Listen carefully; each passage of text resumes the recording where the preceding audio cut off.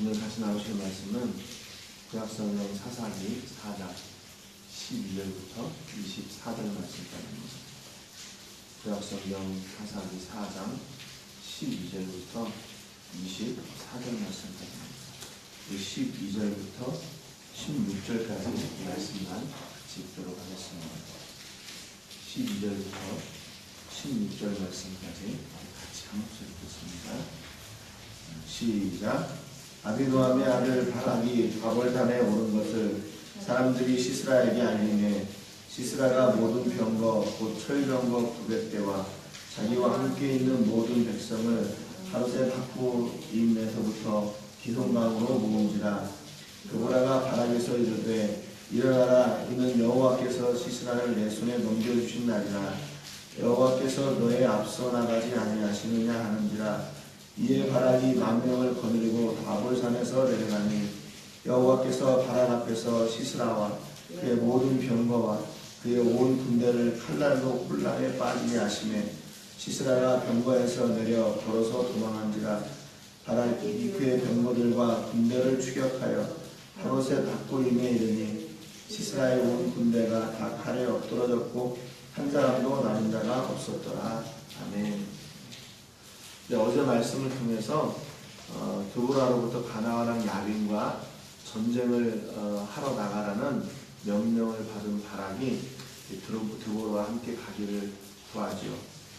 그것은 다른 것 때문이 아니라 바락이 하나님과 함께 하기를 원하는 그런 믿음 때문이었다, 이렇게 말씀을 드렸습니다. 만약에 철병거가 두려웠다면 무기를 더 좋은 거를 달라고 했든지 아니면 군인이 적다면 더 많은 군인을 달라고 했을 텐데 그것을 구한 게 아니고 그때 당시 사사였던 드보라와 함께 동행하기를 원했던 것을 봐서 역시 바락 또한 믿음의 사람이었다는 것을 저희가 알 수 있습니다. 그래서 하나님이 이 전쟁을 위한 그래서 모든 준비를 다 맞춰 놓으신 거예요. 그래서 모세의 두 장인의 후손들도 이제 게데스 지역에 이주하게 하고 또 이제 이스라엘 백성들의 군대도 또 시스라의 군대도 다 움직여가지고 이제 전쟁을 눈앞에 두고 있습니다. 12절에 보니까 아비노함의 아들 바락이 다볼산에 오른 것을 사람들이 시스라에게 알림해 겁니다. 그러니까 지금 이스라엘 백성들이 나온 것을 이제 그 가나안 야빈의 그 군대인 시스라의 군대가 그 소식을 듣게 되죠. 하나님 얼마나 의기양양했겠어요. 자기네들은 지금 철병거가 900대나 있고 또 이스라엘 백성들은 보면 변변치 않은 무기를 가지고 또 사람들이 나와서 이렇게 하니까 이건 싸움이 안 된다, 상대가 안 된다 이런 생각으로 나왔겠죠. 근데 중요한 것은 이 시스라엘 군대가 못 본 것이 있는데 그건 뭐냐면 이스라엘이 가지고 있는 그 믿음이에요. 그 믿음을 따라 역사하시는 하나님을 보지를 못한 거죠. 13절에 보니까 시스라가 모든 병거 곧 철병거 900대와 자기와 함께 있는 모든 백성을 하루새 탁구임에서부터 기송강으로 모은지라 했습니다. 그러니까 지금 이스라엘 백성들은 다볼산에 시스라의 군대는 기송강에 이렇게 모여가지고 지금 전쟁을 이렇게 눈앞에 두고 있는 거죠. 14절에 드보라가 바락에게 이제 일어나라 이렇게 얘기합니다. 여러분 이렇게 대치 상태에 있을 때 어떤 군대가 먼저 공격을 할까요? 대치 상태가 있는데 힘이 약한 쪽이 먼저 공격을 할까요? 아니면 힘이 강한 쪽이 먼저 공격을 할까요? 그것은 당연히 힘이 강한 쪽이 먼저 공격을 하겠죠. 그 전쟁에 잘 준비되고 또 힘이 강하다고 생각하고 이제 모든 것을 이제 우리가 이 싸움을 주도해 나가야 되겠다 생각하는 쪽이 먼저 공격을 한단 말이죠. 그런데 오늘 이 싸움의 전쟁의 시작은 누가 하냐면요, 시스라의 군대가 하지 않아요. 시스라의 군대가 하지 않고 드보라가 먼저 이야기합니다. 드보라가 바락에게 일어나라. 왜냐하면 다른 것 때문이 아니라 여호와께서 시스라를 내 손에 넘겨주신 날이다. 여호와께서 너의 앞서 나가지 아니하시느냐 하는지라. 이에 바락이 만명을 거느리고 다볼산에서 내려가니 이렇게 얘기합니다. 여러분 지금 이게요, 그 시스라엘 군대 입장에서는 정말 우스운 얘기예요. 우스운 얘기. 전차로 지금 달려드는 거 아니에요, 전차로. 네? 여기 지금 5장에 보면 그때 뭐 방패나 창이나 제대로 있었냐, 그런 5장 8절에 보면 우리가 새 신들을 택하였으므로 그때 전쟁이 성문에 이르렀으나 이스라엘의 4만 명 중에 방패와 창이 보였던가 하네요. 이스라엘이 지금 가지고 있는 무기가 너무 빈약한 거라는 거죠. 네? 그런데도 먼저 공격 명령을 내려요. 왜? 하나님께서 내 손에 그 시스라엘 군대를 넘겨주셨으니까. 하나님께서 너의 앞서 나가신다 그 말이죠. 그러니까 드보라가 그 믿음으로 명령을 했고, 바락도 역시 그 믿음을 가지고 전쟁에 나가는 거예요. 또 그 전쟁 명령, 공격 명령을 따르는 이스라엘의 그 1만 명의 군대들도 역시 마찬가지로 믿음으로 그 땅을 내려가는 겁니다. 그러니까 지금 이스라엘 백성들의 힘은요, 뭐 자기들이 갖고 있는 무기도 아니고 사람도 아니에요. 이스라엘의 힘은 오직 하나님입니다. 오직 하나님. 그래서 그 하나님을 의지해서 철병도가 쫙 늘어져 있는 그 기송강 근처로 가정강가로 내려가는 거예요. 내려가요. 15절에 여호와께서 바락 앞에서 시스라와 그의 모든 병거와 그의 온 군대를 칼날로 혼란에 빠지게 하시며 시스라가 병거에서 내려 걸어서 도망하니라. 여러분 그러니까요, 이게 지금 보세요. 이 전쟁의 양상이 어떻게 됐습니까? 전혀 예상하는 거하고 딴 방향으로 지금 돌아가 버렸어요. 딴 방향으로 돌아가 버렸어요. 어떻게 돼요? 시스라는 철병거를 딱 의지하고 기다리고 있었는데 거기에서 도망갔다는 거예요. 왜? 여호와께서 바락 앞에서 행하셨으니까. 예. 믿음으로 나가는 사람 그 앞에 하나님께서 일하신 거예요. 그래서 철병거를 의지하고 있는 그 시스라의 군대를 아주 그냥 깡그리 다 진멸하게 하는 거죠. 그래서 어떻게 자기들이 의지하던 그 철병거에서 시스라는 내려가지고 걸어 도망가는 거예요. 걸어 도망가는 거예요. 여러분, 하나님 이외에 의지하는 것들은 다 이렇게 자기를 멸망시키는 거예요. 멸망시키는 거. 자기가 의지하고 붙들고 있었던 것들에게서 다 도망하게 됩니다. 그러나 하나님을 붙들고 있을 때, 하나님은 우리를 붙드실 때 우리는 그 하나님의 도우심으로 말미암아 승리를 누리게 되는 거죠. 여러분, 이게 다른 거예요. 이게 다른 거예요. 하나님 이외의 것들은 우리가 의지하고 믿었지만 결국 우리는 그것들로부터 쫓겨나게 돼요. 우리는 그것들을 붙들고 있다가 결국 실패하게 됩니다. 시스라가 철병거를 의지하고 있다가 거기에서 어떻게 돼요? 맨발로 도망가잖아요. 철병거 가져가지도 못해요.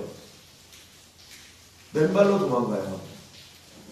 여러분, 그런데 한 가지 더 중요한 사실은 뭐냐면요, 바락이 이렇게 드보라의 명령을 따라서 움직일 때 하나님이 역사하셨다는 거예요. 그 얘기는 무슨 얘기냐면 하나님이 바락이 거기 올 때까지 기다리고 계셨다는 얘기예요. 그냥 하나님이 전지전능하셔서 얼마든지 일을 하실 수 있지만 하나님은 믿음의 사람이 움직이는 그 자리를 통해서 일을 하세요. 하나님 스스로 시스라의 군대를 들어가서 다 없앨 수도 있죠. 천사들을 통해서. 아니면 뭐 천재 지변을 통해서 그냥 드보라가 이렇게 눈으로 보고 있을 때 일할 수도 있죠. 그런데 하나님이 그렇게 일하지 않으셨어요. 드보라가 바락에게 명령하고 바락이 온 이스라엘과 그때 모였던 1만 명의 부자들과 함께 거기 시스라의 군대를 향해 갈 때 하나님이 그들을 앞서 행하여 주셨어요. 여러분, 하나님께서 지금도 뭘 기다리는 줄 아세요? 우리가 믿음으로 나가서 순종하기를 기다리시는 거예요. 그 순종의 현장에 나가기를 기다리시는 거예요. 왜? 그 현장을 통해서 하나님께서 우리를 통해 일하고 싶으시기 때문에 그런 거죠. 그래서 왜 기다리세요? 그 일을 통해서 하나님이 영광 받으시려고. 다른 이유가 없어요. 그리고 그 일을 통해서 하나님 아버지가 나의 아버지시라는 사실을 그걸 통해서 드러내기를 원하시는 거예요. 다른 게 없어요. 여러분, 우리는 하나님 때문에 자신 있는 거예요. 하나님 때문에 당당한 거예요. 우리가 손에 붙들고 있는 그 돈이나 명예나 권사나 세상의 것들이요? 아니에요. 결국 다 그 앞에서 놓고 도망가야 될 것들이에요. 그렇습니다. 우리를 결코 승리의 자리로 인도하지 못합니다. 시스라가 얼마나 황당했겠어요. 분명히 별다른 무기도 없이 내려오긴 내려오는데 이상해요. 전세가 이상해요. 안 돼요. 싸움이 안 돼요. 그러니까 결국 거기에서 그 모든 걸 자기들이 의지하고 자기들이 붙들고 있던 것을 다 내려놓고 맨발로 도망하게 됩니다. 16절에 보니까 바락이 그의 병거들과 군대를 추격하여 하루셋 학고임에 이르니 시스라의 군대가 다 칼에 엎드러졌고 한 사람도 남은 자가 없었더라. 철병거를 의지하고 나왔던 시스라의 군대는 다 진멸했어요. 그러나 하나님을 의지하고 나갔던 이스라엘의 군대는 승리를 취하게 됩니다. 다른 것이 아니라 하나님이 그들과 함께 하셨기 때문에 그런 거죠. 그 다음 17절부터 보니까 이제 시스라가 도망했어요. 걸어 도망해가지고 어디로 갔냐면 헤벨의 아내 야엘의 장막에 이르렀다. 그 겟사람. 그러니까 우리가 어제 그 11절에 왜 모세의 장인의 후손의 기록이 나왔나? 오늘 이 역사를 이루시려고 하나님이 그걸 또 미리 준비하신 거예요. 미리 준비하셨어요. 그래서 헤벨의 아내 야엘의 장막에 이르러가지고 거기로 들어갑니다. 거기 가니까 이제 그 야엘이 잘 맞이해가지고 방에다가 다 이렇게 잘 준비를 하는 거죠. 그리고 물도 주고 우유도 주고, 그리고 20절에 보면 시스라가 당부를 해요. 혹시 누가 와서 나를 찾거든 나 없다고 그래라. 나 못 봤다고 그래라. 그렇게 얘기하죠. 그러고 나서 이제 피곤한 상태에서 물도 먹고 우유도 먹고 따뜻한 우유도 먹고 그러니까 이제 잠이 들었어요. 근데 그 사이에 이 헤벨의 아내 야엘이 들어가서 장막을 치는 말뚝을 가지고 그 시스라의 관자놀이를 망치로 쳐가지고 이제 죽게 합니다. 여러분, 그러니까 이 하나님의 역사는요, 그 누구도 예측할 수가 없는 거예요. 예측할 수가 없어요. 왜? 원래 이 헤벨의 아내 야엘이라는 여자가 이렇게 좀 우악스러운 사람이 아니었어요. 원래 이런 사람이 아니고 그런 기록도 없어요. 그냥 평범한 여자인 거예요. 그런데 평범한 여자가 한 사람의 그 관자놀이해도 되고 망치로 그 말뚝을 박을 만한 왜 이런 우악스러운 일을 했을까요? 이런 좀 끔찍한 일을 했을까요? 모르겠어요. 분명히 이들 가나안 야빈과 이 야엘의 가족의 사이에는, 이 족속들 사이에는 분명히 화평이 있었는데, 그러니까 하나님의 역사는 예측할 수가 없는 거예요. 우리가요. 어떻게 이럴 줄 알았어요? 그냥 잘 살고 거기에서 다시 생명을 유지할 줄 알았죠. 그런데 하나님이 그 야엘의 마음을 움직이셔서 그 일을 하게 하시는 거예요. 안 되는 것 같은 그 일을 하나님이 하게 하셔요. 그러니까 이거는 믿음이 아니고서는 이거는 어떻게 설명할 수가 없는 거죠. 설명할 수가 없어요. 어떻게 철병거가 이스라엘의 군대 앞에 졌나? 하나님 이외에 누가 이걸 설명할 수 있어요? 야엘이 자기 집에 들어온 그 시스라를 어떻게 이렇게 죽일 수가 있나? 끔찍하게 죽일 수 있었나? 그걸 어떻게 설명해요? 하나님을 향한 그 믿음 이외에는 다르게 설명할 수가 없어요. 22절에 보니까 바락이 시스라를 추격할 때 야엘이 나와서 그를 맞아 그에게 이르되 오라 내가 찾는 그 사람을 내가 내게 보이리라 하며 바락이 그에게 들어가 보니 시스라가 엎드러 죽었고 말뚝이 그의 관자놀이에 박혔다라 했습니다. 이게 바로 하나님께서 드보라를 통해서 바락에게 그러시잖아요. 네가 이번 전쟁에 나갈 때 너에게 공로가 없다. 한 여인에게 그 일을 하나님께서 이루실 것이다 라고 하신 그 약속의 말씀이 지금 이루어진 그 현장을 지금 보는 거예요. 바람이. 알겠죠? 하나님이 역시 정확하신 분이구나. 하나님은 정말로 빈틈이 없으시고 하나님은 그렇게 계획하신 대로 일을 이루어 가시는 분이구나 라고 그렇게 믿게 된 것이죠. 23절에 이와 같이 이말에 하나님이 가나안 야빈을 이스라엘 자손 앞에 굴복하게 하신지라 했습니다. 전세가 역전됐어요. 그래서 이스라엘이 가나안 야빈을 이스라엘 앞에 굴복하게 됩니다. 그런데요 24절에 보니까 이스라엘 자손의 손이 가나안 야빈을 점점 더 눌러서 마침내 가나안 야빈을 진멸하였더라는 겁니다. 이런 무슨 얘기냐면 이 전쟁을 통해서 한꺼번에 가나안 야빈을 이스라엘이 확 이겨가지고 한꺼번에 진멸시킨 게 아니에요. 이 전쟁이 있은 뒤로 전세가 역전이 돼가지고 점점 이스라엘의 힘이 강해져서 결국에 가나안 야빈이 그 앞에 무릎을 꿇게 되는 거예요. 여러분 우리가 신앙생활 하다 보면요 이렇게 하루아침에 안 되는 일이 있어요. 신앙생활 하다 보면. 예? 그리고 세상의 일도 역시 마찬가지죠. 내가 오늘 예수님 딱 믿었는데 그 다음날 내가 완전히 180도 변해가지고 내 언행 심사가 한꺼번에 바뀌냐? 그렇지 않아요.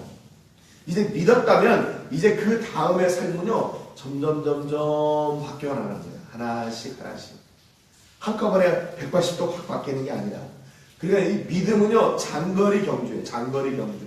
믿음의 경주는 끝까지 달려야 돼요. 언제까지?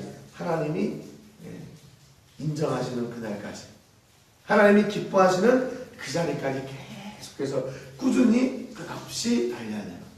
그게 신앙생활이에요. 그러니까 이스라엘 백성들도 이 전쟁에서 한꺼번에 다 이겼다고 딱 손을 놓은 게 아니라 그 전쟁에서 이김으로 말미암아 다시 그들이 믿음으로 계속 믿음으로 싸우니까 이기는구나. 그래서 계속 가나안 야빈과 그렇게 도전해가지고 그들을 점점 승리하는 거예요. 그 얘기는 무슨 얘기냐면 끝까지 이스라엘 백성들이 신앙을 놓지 않았다는 얘기예요. 신앙을 놓지 않았다. 왜? 믿음으로 나갔을 때 이스라엘 군대를 이겼으니까 이제 가나안 야빈을 완전히 진멸하는 것도 역시 마찬가지로 믿음을 따라 사는 것이구나 라고 그렇게 믿고 이스라엘 백성들이 그 믿음의 길을 포기하지 않고 끝까지 간 거예요. 끝까지. 여러분 오늘도 여러분 가운데 우리 앞에 이 믿음의 경주를 달려야 되는 그 레이스가 오늘도 시작되는 거예요.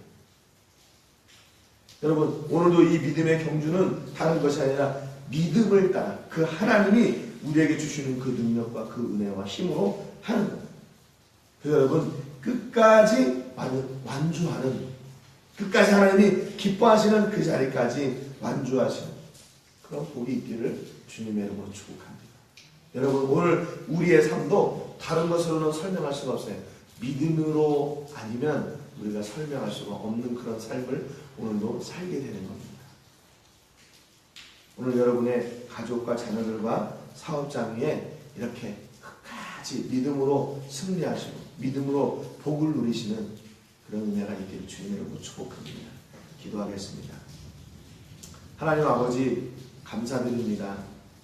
하나님은 오늘 이스라엘 백성들이 이 이스라엘 군대를 이기게 하시려고 모든 준비를 해놓으셨습니다. 시스라는 결국 자기가 의지하던 그 철벽을 내버려두고 맨발로 도망하다가 야엘의 장막에 들어가 거기에서 그 여인의 손에 죽임을 당하게 됩니다. 하나님 이 모든 일들이 믿음 아니고서는 다르게 설명할 방법이 없는 것을 저희가 잘 압니다. 하나님 오늘 우리에게도 이렇게 믿음의 경주가 우리 앞에 펼쳐질 텐데 하나님 끝까지 하나님을 신뢰하는 믿음으로 하나님이 붙드시는 그 은혜로 저희가 승리하는 믿음의 경주자들이 될 수 있도록 인도하여 주시옵소서. 하나님 도중에 포기하지 말게 하시고 도중에 다른 길로 가지 말게 하시고 더디 가는 것처럼 보여도 아버지 정직하고 바르고 하나님께서 원하시는 이 믿음의 길 가게 하여 주시옵소서. 지금 멕시코에 지진으로 인해 많은 사람들이 지금 피해를 당하고 있고 또 계속 여진으로 인해서 두려워 떨고 있습니다. 하나님 곳곳에 일어나는 이런 일들 믿음 아니고서는 다시 다르게 설명할 방법이 없는 것을 압니다. 하나님 저희들에게 이 시기를 통해서 교훈하여 주시고 아버지 이 시기를 믿음으로 다시 잘 이겨낼 수 있는 또 신앙인들이 그곳에서 희망과 소망을 선포하고 하나님께서 도우시는 그 도움의 통로가 되도록 주여 길을 열어주시고 축복하여 주옵소서. 모든 영광을 하나님께 올려드리고 예수님의 이름으로 기도드립니다. 아멘.